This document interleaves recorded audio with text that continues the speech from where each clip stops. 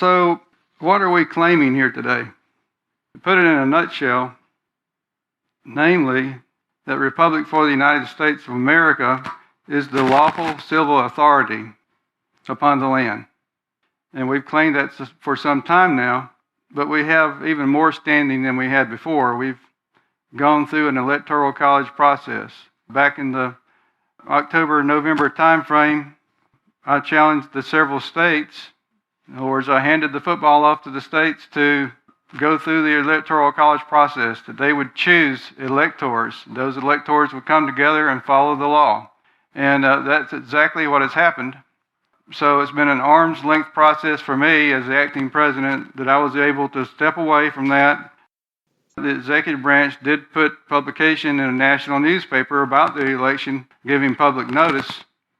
But I'm pleased to tell you today that the states did follow through, the several states did follow through.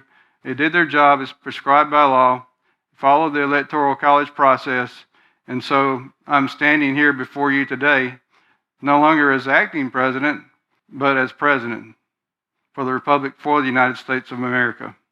So that should go a long way towards explaining why some people might say, well, I'm a self-appointed president. Well, that's absolutely not true. And the Constitution was followed to the letter.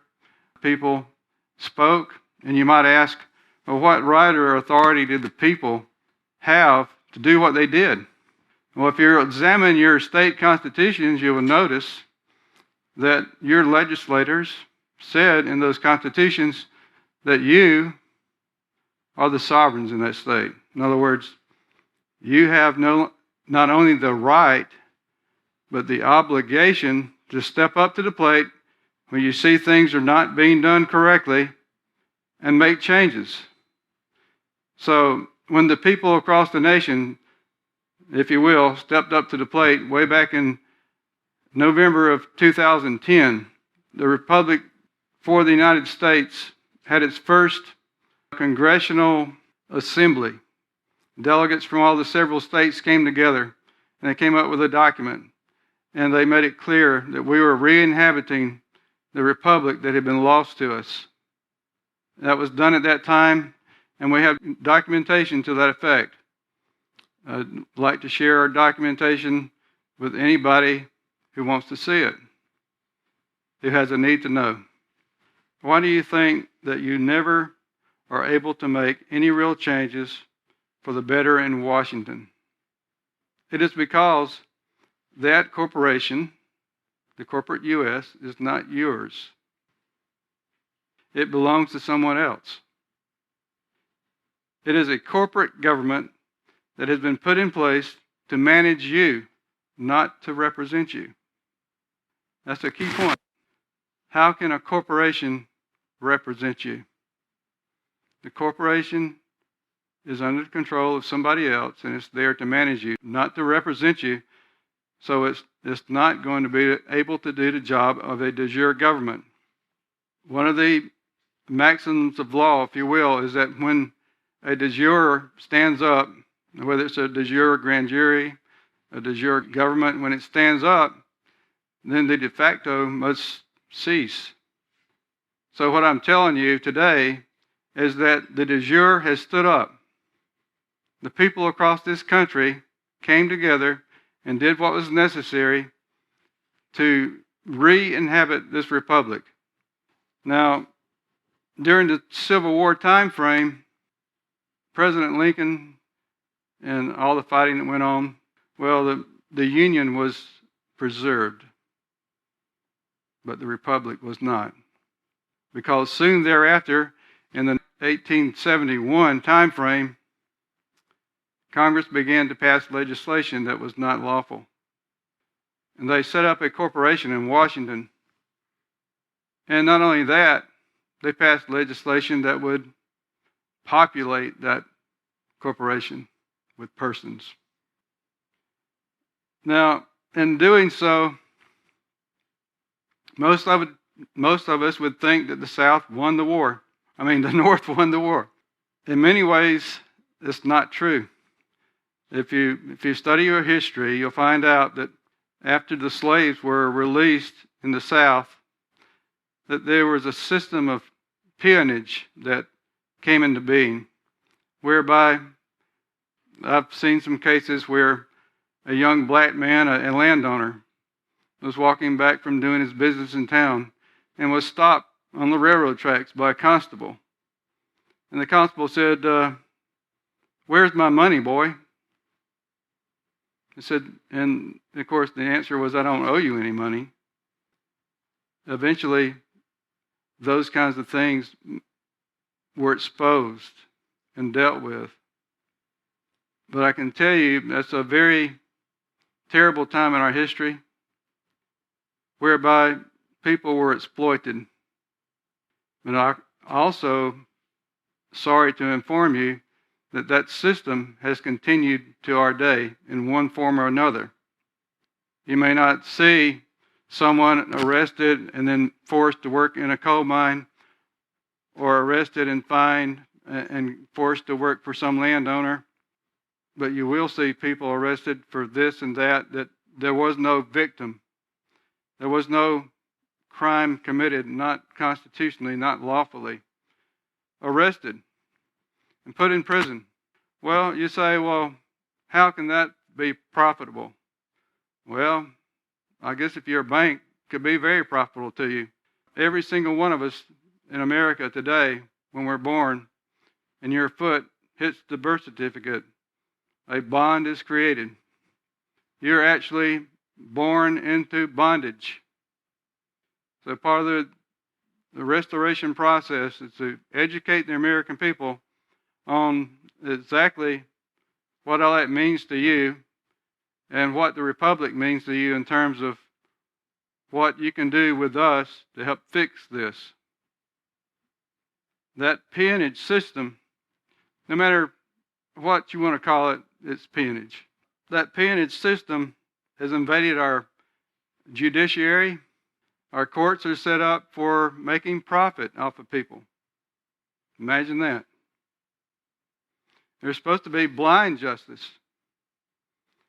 And it's not supposed to be made for making money off people. But I can assure you there are bonds issued on every prisoner in this country. It's a sad state of affairs when there are more prisoners in this country per capita than in many, many other countries. We've got to fix it. We're reaching out to the American people. We've done what we can do. We're reaching out to you and say, come work with us.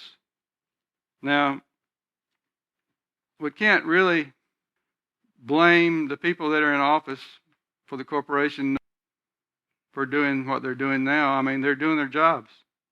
It's a corporation, and the corporation's designed to make money.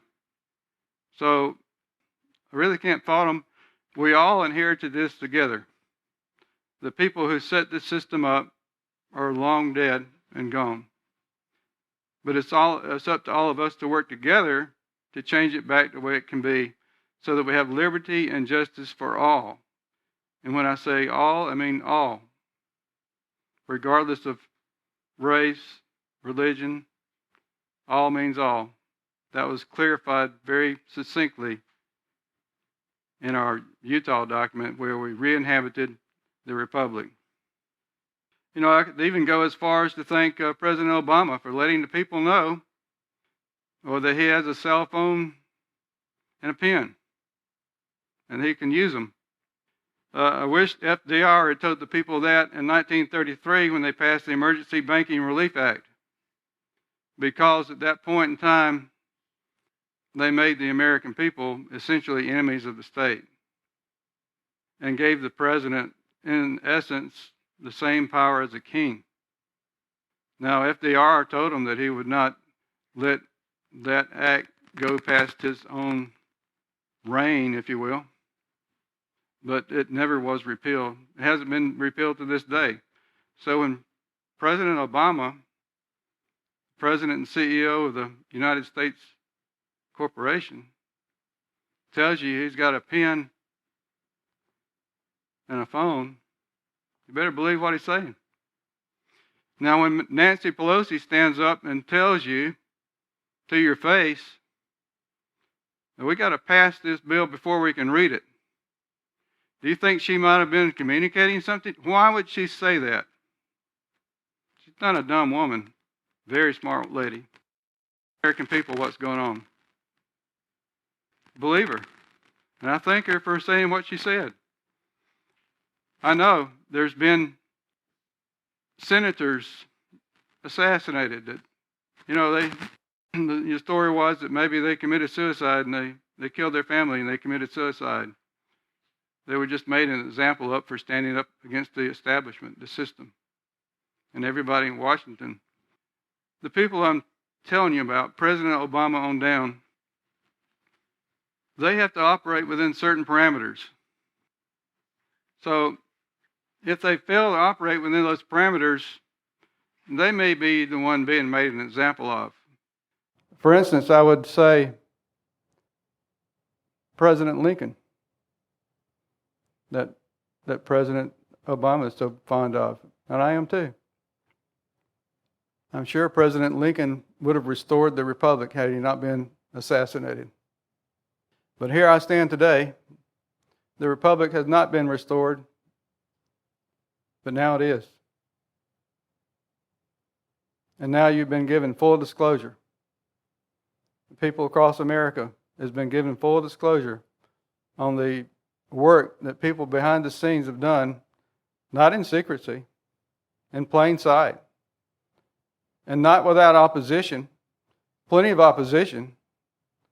We've had, I'm sure if you've been a member of the Tea Party and tried to get a nonprofit status, I'm sure you found out real quick that wasn't going to happen. And need I say that any government that keeps the people from participating in the political process has delegitimized themselves. I don't know how much more clear it can be. So like I said earlier, once the de jure stands up, in other words, once the people stand up and say, okay, corporation, we've had enough of this. We want oversight over you. So if you want to look at the republic as being oversight of the corporation, I can handle that. I can make them start being answerable to you. And I will. Now, there's other groups around the country saying, well, we need a constitutional convention to fix this stuff. There's hardly anybody out in this nation who doesn't feel and understand that something's wrong and that it needs to be fixed. I'm here to tell you today, we've got the answer. But you can't go and change the Constitution of a corporation and expect the corporation to act any differently.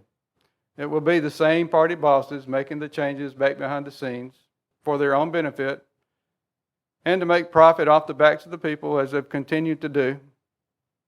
Nothing will change.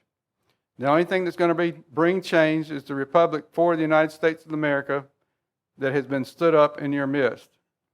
So we are calling out to you, the American people, to come join us. Don't be afraid. And remember, you not only have the right, but you have the obligation to stand up and to support what we've done. Now I'm going to read what George Washington had to say in his farewell address to the nation. It's very appropriate considering where we are today in this nation and in the history of this country. And there's many more things I can say about history, but I think I've said enough for today. But let me leave you with his words. And this is his farewell address from 1796. Cunning, ambitious, and unprincipled men will be enabled to subvert the power of the people, to usurp for themselves the reign of government, destroying afterwards the very engines which have lifted them to unjust dominion.